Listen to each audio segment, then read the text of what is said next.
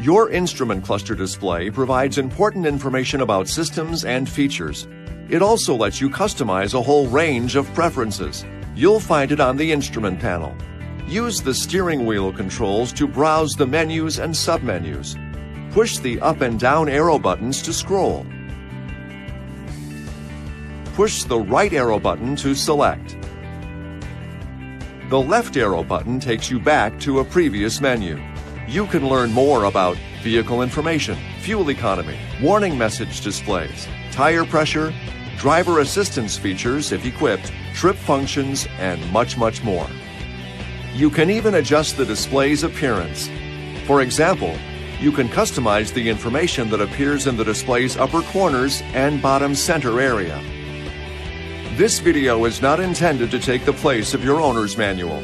For complete details and other important safety information, please see your owner's information.